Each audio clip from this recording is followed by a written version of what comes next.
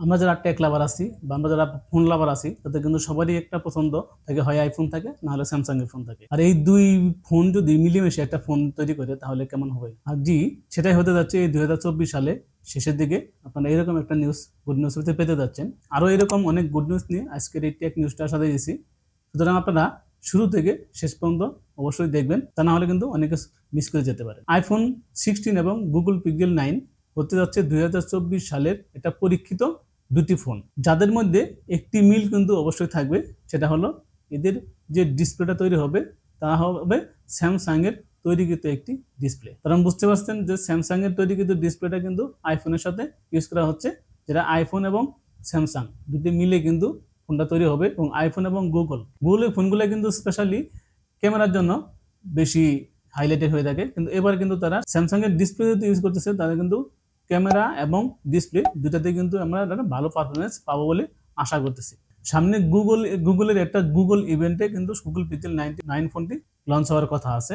IPhone কিন্তু বরাবরের মতো এবারও সেপ্টেম্বরে একটা তাদের আইফোন 16 যে সিরিজ সেটা লঞ্চ করতে যাচ্ছে, এবং সেখানে কিন্তু তারা স্যামসাং এর ডিসপ্লে ইউজ করতে যাচ্ছে। গত বছর স্যামসাং এর S24 আলট্রা যে ফোনটি লঞ্চ হয়েছে সেখানে কিন্তু স্যামসাং এর M12 যে ডিসপ্লেটা সেটা ইউজ করা হয়েছে। এখানে কিন্তু তারা M13 যে ডিসপ্লে সেটা ইউজ করবে, যেটা কিন্তু একটা ওলেড ডিসপ্লে হতে যাচ্ছে। এবং ওলেড এবং অ্যামোলেড ডিসপ্লের মধ্যে কিন্তু মোটামুটি একটা পার্থক্য আছে। যদি আপনারা এই সম্পর্কে একটা ফুল ভিডিও দেখতে চান তাহলে কিন্তু কমেন্ট বক্সে কমেন্ট করে জানাবেন, আমি এই বিষয়ে একটা বিস্তারিত ভিডিও বানানোর চেষ্টা করব। দক্ষিণ কোরিয়ার একটি প্রতিবেদনে এটা আসলে প্রকাশ করা হয়েছে যে স্যামসাং প্রথমবারের মতো তাদের ওলেড ডিসপ্লেটা ইউজ করতেছে, যেটা হলো আইফোন 16 ইউজ করা হবে আর কি। তাহলে আইফোন 16 কিন্তু একটা স্পেশাল কিছুই হতে যাচ্ছে বলে আমার মনে হচ্ছে। এবার আসি Oppo Reno 12 সিরিজের একটা ফোন, যেটা 5G ফোন। অবশ্যই এই বাংলাদেশের মার্কেটে মনে হয় এই মাসের শেষের দিকে বা এই মাসেই লঞ্চ হবে। আসলে 5G দিয়ে কোম্পানি আমাদের কাছ থেকে কিভাবে অন্য আদার্স অনেক কিছু আমাদের কাছ থেকে হাইড করে নিচ্ছে, সেটা কিন্তু এই Oppo Reno 12 ফোনটি যখন লঞ্চ হবে, যখন আপনার হাতে পাবেন বা যখন অ্যানাউন্স হবে তখন কিন্তু আপনারা বুঝতে পারবেন।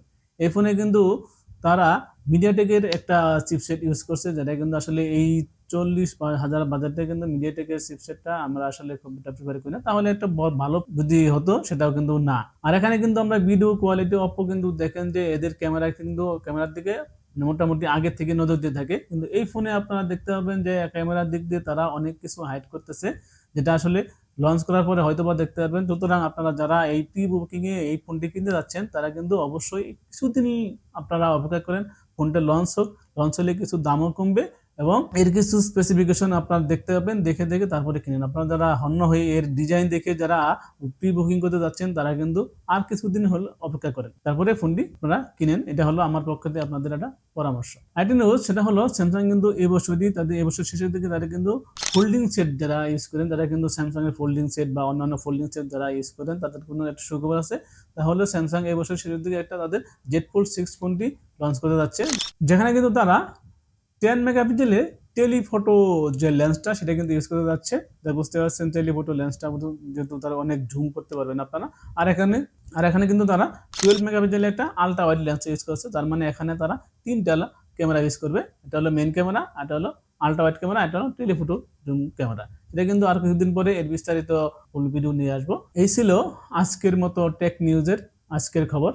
এরকম টেক নিউজ সংক্রান্ত এবং মোবাইল রিভিউ সংক্রান্ত কোনো ভিডিও যদি আপনারা দেখতে চান তাহলে অবশ্যই আমার চ্যানেলটাকে সাবস্ক্রাইব করে রাখবেন। এবং আপনারা সাবস্ক্রাইব করলে, আমরা কিন্তু কমেন্ট করলে, লাইক করলে আমরা কিন্তু আরো উৎসাহ পাই এবং আমরা উৎসাহ নিয়ে বা আরো রিভিউ নিয়ে বা আরো নতুন খবর নিয়ে আপনাদের মাঝে হাজির হতে পারি। তো আজকের মতো এ পর্যন্তই, দেখা হবে পরবর্তী কোনো ভিডিওতে। সে পর্যন্ত ভালো থাকবেন।